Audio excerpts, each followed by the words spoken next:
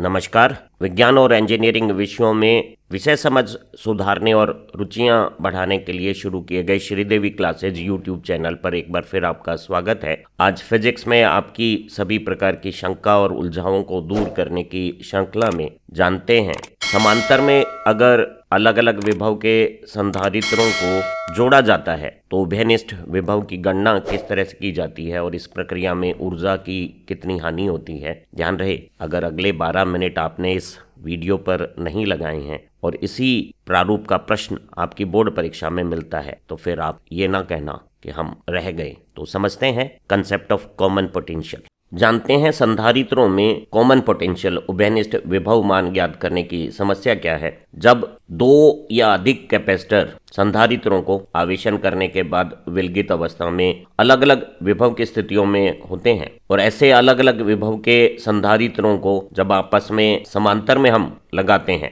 तो इनके ऊपर जो आवेश होता है वो अपना पुनर्वितरण करता है और वो संधारित्र जिसके पास माना यहाँ V1 का मान V2 से अधिक है तो उच्च विभव वाले संधारित्र का आवेश कम होता है और निम्न विभव वाले संधारित्र का आवेश अधिक होता है और आवेशों के पुनर्वितरण के पश्चात दोनों समांतर में जुड़े हुए संधारित्र का एक जैसा उभयनिष्ठ विभव हो जाता है। यदि दो विलगित संधारित्रों पर आवेशन के पश्चात अलग अलग विभव है, V1 का मान V2 से अधिक है और ऐसे संधारित्रों को जब समांतर में जोड़ा जाता है तो ये जो एक संधारित्र के धनावेश प्लेट से दूसरे संधारित्र की धनावेश प्लेट जब जोड़ी जाती है तो इस तंत्र में कुल आवेश का मान संरक्षित रहता है। केवल आवेशों का पुनर्वितरण दोनों संधारित्र के अलग अलग विभव को एक समान उभयनिष्ठ बना देता है और हम इस तरह के उभयनिष्ठ विभव की गणना में आवेश के संरक्षण की अवधारणा का प्रयोग कर सकते हैं, जहां हम समझ सकते हैं कि आवेशन से पूर्व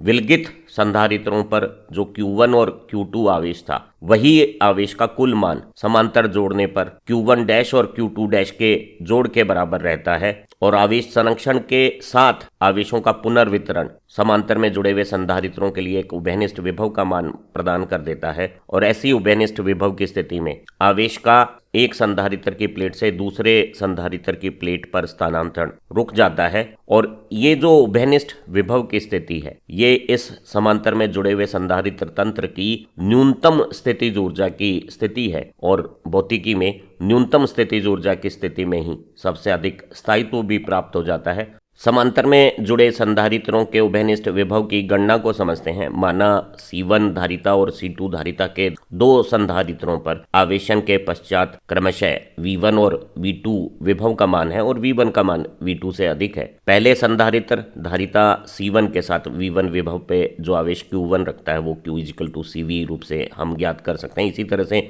दूसरे संधारित्र की धारिता C2 पर विभव V2 के कारण Q2 आवेश C2V2 हो जाएगा और ये विलगित अवस्था में दोनों संधारित्रों के ऊपर कुल प्रारंभिक आवेश हो गया है और जब हम इन्हें समांतर में जोड़ते हैं तो यहाँ परावैद्युतक माध्यम का कुचालन आवेशों के आवागमन का कोई रास्ता नहीं देता और दोनों धनावेशित प्लेटों के बीच में आवेशों के पुनर्वितरण के बावजूद भी आवेश की कुल मात्रा संरक्षित यथावत रहती है और नई अवस्था में जब उभयनिष्ठ विभव V है तो पहले संधारित्र धारिता C1 पे आवेश हो जाएगा C1V जिसे मैं Q1 डैश कहता हूँ। इसी तरह से दूसरे संधारित्र पे आवेश Q2 डैश पुनर्वितरण पश्चात C2V हो जाएगा। विलगित अवस्था में धारिता C1 पर विभव V1 से और धारिता C2 पर विभव V2 से जो अलग अलग आवेश था C1 V1 और C2 V2 उसका कुल जोड़ दोनों संधारित्रों के आवेशों का कुल मान Q1 + Q2 C1 V1 + C2 V2 हो गया है और जब उन्हें समांतर में जोड़ा जाता है तो आवेश संरक्षण के अनुसार अंतिम आवेश भी प्रारंभिक आवेश के बराबर रहेगा और उभयनिष्ठ विभव V के साथ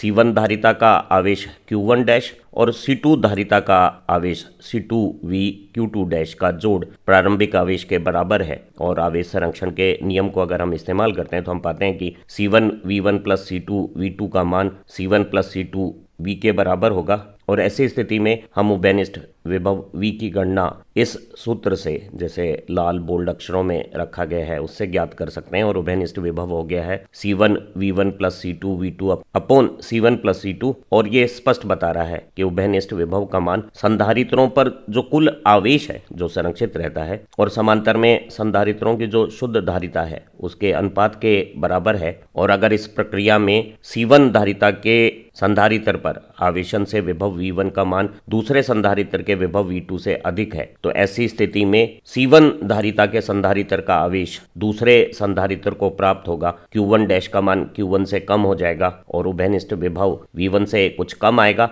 और दूसरा संधारित्र अतिरिक्त आवेश पाकर अपने विभव को V2 से बढ़ाकर उभयनिष्ठ विभव V तक ले आएगा। तो जिसका विभव अधिक है वो तो कम हो जाएगा और जिसका विभव कम है वो ज्यादा हो जाएगा और अंततः दोनों संधारित्र एक उभयनिष्ठ विभव पर जब आ जाएंगे तो आवेश का पुनर्वितरण स्थानांतरण रुक जाएगा और ये इस तंत्र की न्यूनतम स्थितिज ऊर्जा और अधिकतम स्थायित्व की स्थिति हो जाएगी। और इस प्रक्रिया में आवेश संरक्षित रहता है। एक संधारित्र द्वारा छोड़ा गया आवेश ही दूसरे संधारित्र को प्राप्त होता है। जब अलग अलग विभव वाले दो संधारित्र समांतर में जोड़े जाते हैं और उभयनिष्ठ विभव आवेशों के पुनर्वितरण से प्राप्त होता है तो ये जो नई स्थिति है वो अधिक स्थायित्व और कम स्थितिज ऊर्जा की है। अर्थात इस प्रक्रिया में संधारित्रों में जो संचित स्थिर वैद्युत क्षेत्र में ऊर्जा है उसके मान में कमी आई है और आवेशों के पुनर्वितरण में जो ऊर्जा की हानि होती है उसे प्रारंभिक संग्रहित ऊर्जा जो विलगित संधारित्रों के पास थी और अंतिम संग्रहित ऊर्जा जो समांतर में जुड़े हुए उभयनिष्ठ विभव वाले संधारित्रों में है, इन दोनों ऊर्जा के अंतर से हम ऊर्जा की हानि ज्ञात कर सकते हैं। एक C धारिता के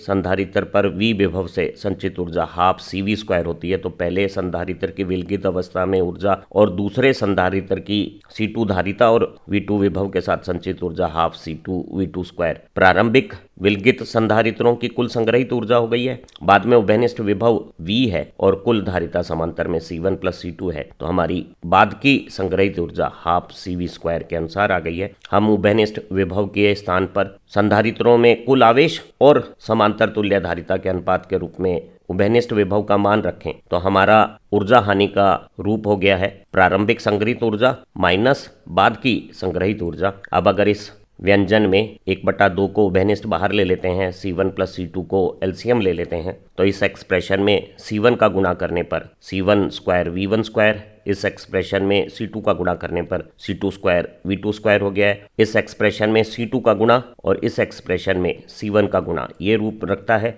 अब अगर हम यहाँ a प्लस बी का होल स्क्वायर का फॉर्मूला लगाते हैं तो a² plus b² plus 2ab ये रूप आ गया है। और जब हम घटाएंगे तो यहाँ अंश में C1² V1² दोनों तरफ प्लस माइनस बराबर विपरीत चिन्ह कट जाएंगे। इसी तरह से C2² V2² भी कट जाएगा और शेष राशि में अंश में अगर C1 C2 कॉमन ले लेते हैं, एलसीएम में C1 प्लस C2 है, तो ये हो गया है V1² plus V2² minus 2V1 V2, जो हल करने पर V1 माइनस V2 का होल स्क्वायर हो गया है। और हम कह सकते हैं कि इस आवेश पुनर्वितरण में जो ऊर्जा हानि होती है उसे हम हाफ CV² फॉर्मूले से ही याद कर सकते हैं। और यहाँ C सीरीज में जुड़े हुए संधारित्र की तुल्य धारिता जैसी धारिता है और V दोनों विलगित संधारित्रों के विभव के अंतर के मान के बराबर है और ये हाफ CV² के अनुसार ऊर्जा हानि की गणना याद की जा सकती है। ध्यान रहे, जितना दोनों संधारित्रों के विभव में अंतर होगा उतनी अधिक आवेशों के पुनर्वितरण में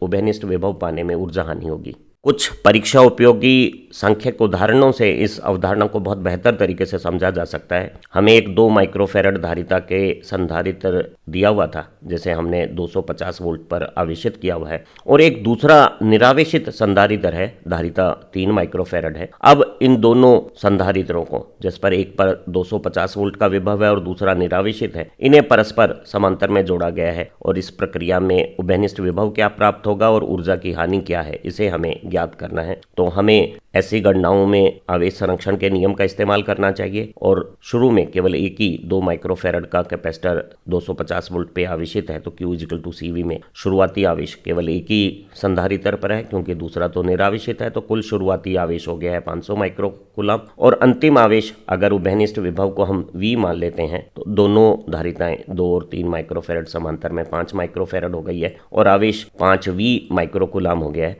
आवेश संरक्षण के अनुसार शुरुआती 500 माइक्रोकुलाम 5v माइक्रोकुलाम के बराबर है, तो हम इस समीकरण से उभयनिष्ठ विभव v का मान ज्ञात कर सकते हैं। 500 माइक्रो में 5 माइक्रो का भाग देने पर उभयनिष्ठ विभव का मान 100 वोल्ट आ जाएगा। तो 250 वोल्ट वाला संधारित्र इतना आवेश मुक्त करेगा कि उसे 3 माइक्रो फैराड का कैपेसिटर प्राप्त करके अपने विभव को 100 वोल्ट कर देगा, और ऐसी प्रक्रिया में 250 वोल्ट वाली आवेशन स्थिति भी घटकर 100 वोल्ट प्राप्त कर लेगी और उभयनिष्ठ विभव 100 वोल्ट पर आवेश का स्थानांतरण रुक जाएगा। इस प्रक्रिया में ऊर्जा हानि को हाफ CV² में जब हम ज्ञात करते हैं तो C सीरीज में जुड़े हुए दोनों संधारित्रों की तुल्यधारिता रूप होती है और विभव विलगित दोनों संधारित्रों के विभव मान का अंतर होता है। तो अगर हम यहाँ C1 की जगह 2 माइक्रो, C2 की जगह 3 माइक्रो और गुणा बटा जोड़ हल करें तो ये माइक्रो फैराड में C का मान आ गया है और दोनों विभव का अंतर 250 और 0, क्योंकि दूसरा संधारित्र तो निरावेशित है, उसको स्क्वायर करने पर ऊर्जा हानि को अगर हल किया जाए, इस 2 से इस 2 को काटा जा सकता है।